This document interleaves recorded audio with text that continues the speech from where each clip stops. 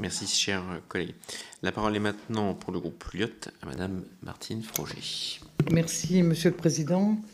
Merci pour le travail très complet que vous avez réalisé toutes les deux. Et je tiens aussi à saluer la détermination que vous avez eue à faire avancer la question de la lutte contre les violences sexuelles et sexistes. Merci à toutes les deux. Donc la question du vol, de ce point de vue, la situation ne s'améliore pas et vous l'avez confirmé dans votre rapport. Cependant, il y a un premier constat et que la part infime de condamnations participe aussi pour une grande part à une culture d'impunité qui est un frein majeur à l'expression des victimes.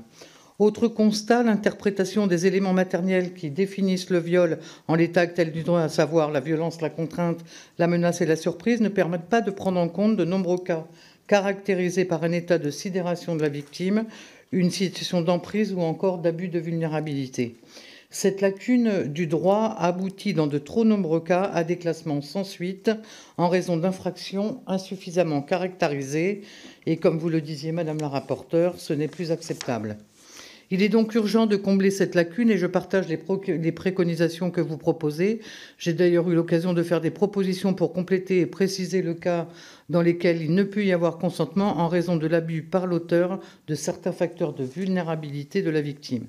Cette nouvelle disposition sur le consentement est donc selon moi une étape nécessaire d'une réforme globale que nous devons mener, car faire évoluer la loi sur le viol, c'est également peser sur les représentations collectives des violences sexuelles. Alors naturellement, j'entends que cette nouvelle définition divise juristes, associations féministes, élus et magistrats.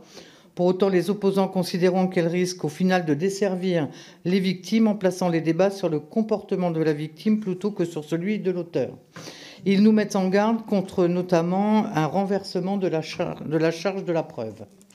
J'aimerais vous interroger sur ces inquiétudes au regard des enseignements qui peuvent être apportés par la mise en œuvre déjà en cours chez nos voisins européens, qui, je le rappelle, ont été nombreux à intégrer ce critère de consentement dans leurs droits. Et bien évidemment, le groupe Lyot votera cette proposition.